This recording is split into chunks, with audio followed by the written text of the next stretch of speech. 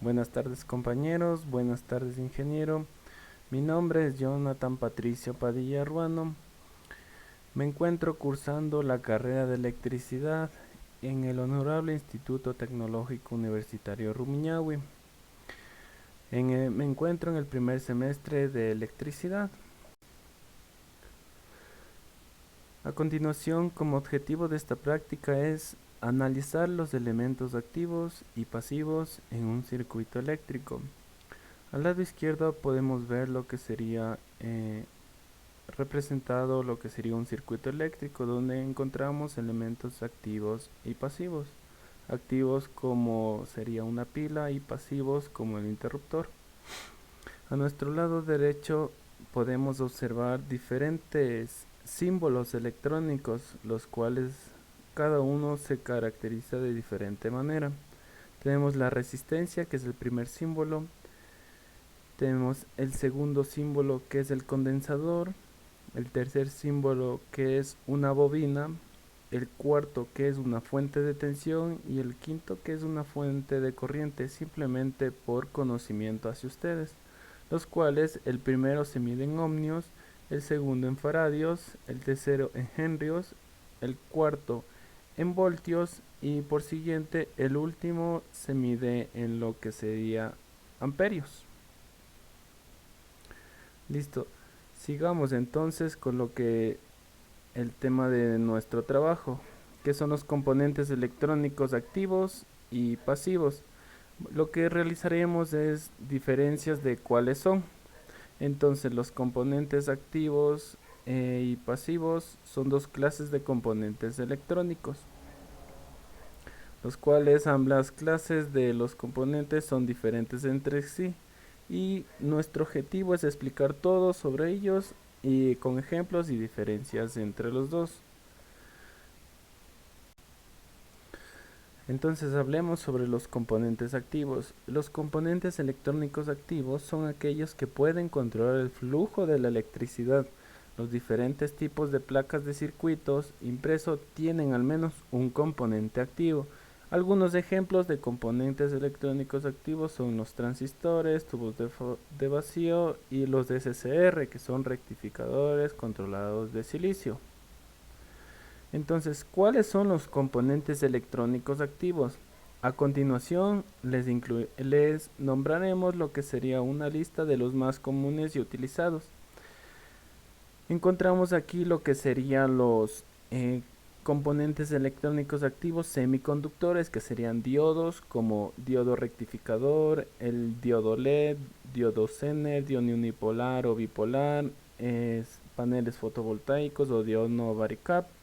Transistores como el transistores Darlington, fototransistores, transistores de efecto, transistores FET, JFET, MOSFET y transistores compuestos.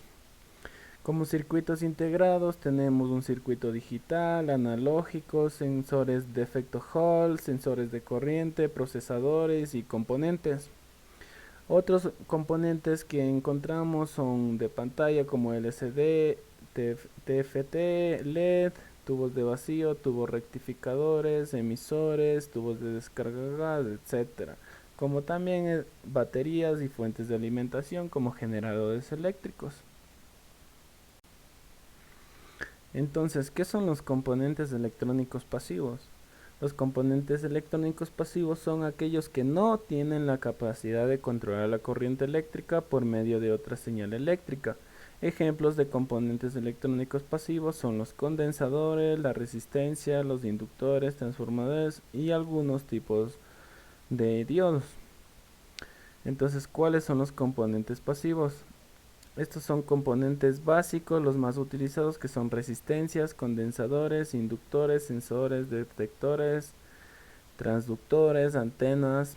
Y entre electromecánicos disponemos de resonadores, terminales conectores, cables, interruptores, dispositivos mecánicos como ventiladores y lámparas. Entonces vamos a hablar sobre las fuentes de voltaje.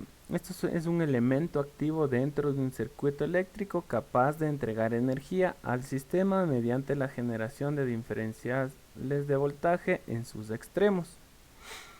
los cuales son como baterías, otras fuentes de corriente alterna o corriente continua. Por consiguiente, vamos a hablar de lo que serían los transistores, que se utilizan principalmente para la amplificación de señales eléctricas o como un dispositivo de conmutación. De acuerdo, sigamos. Conforme a los diodos, permite que la electricidad fluya en una sola dirección. Mediante hablamos sobre los circuitos integrados, chips o microchips. Estos son circuitos complejos que por lo general constan de otros muchos componentes. Los dispositivos de visualización como pantallas, LED, LCD y CRT. Hablemos de los componentes también pasivos, como los resistores, que resiste el flujo de corriente eléctrica utilizado para reducir lo que sería sobre todo el voltaje en un circuito eléctrico. Por consiguiente, hablaremos sobre los condensadores. Este tiene el objetivo de almacenar la energía electrostática y liberarla cuando él desee. Los inductores permiten que la corriente fluya a través de él y no deja que la corriente alterna fluya a través de él. Los transductores convierten una señal de entrada de un tipo de energía a otro tipo. Los sensores es un tipo de transductor que permite lo que sería transformar la señal de entrada. Aquí tenemos lo que sería un cuadro comparativo sobre los componentes activos y pasivos que a continuación explicaremos. La diferencia entre componentes activos y pasivos. En los componentes activos podemos ver que estos entregan o producen energía, a diferencia de los pasivos que almacenan la energía. Aquí en los componentes activos están compuestos de diodos, transistores, SCR y circuitos integrados, a diferencia de lo que serían los componentes pasivos, que están compuestos de lo que serían resistencias, condensadores, entre otros, e inductores.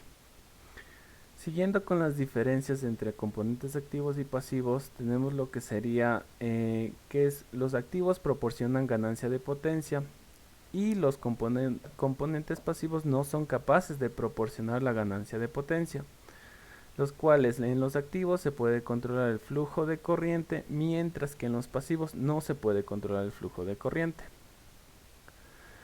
Conforme a los componentes activos, estos son donantes de energía, a diferencia de los pasivos, que son receptores de energía, los cuales en los activos requieren de una fuente externa de la operación y en los pasivos no requieren de lo que sería ninguna fuente externa para las operaciones.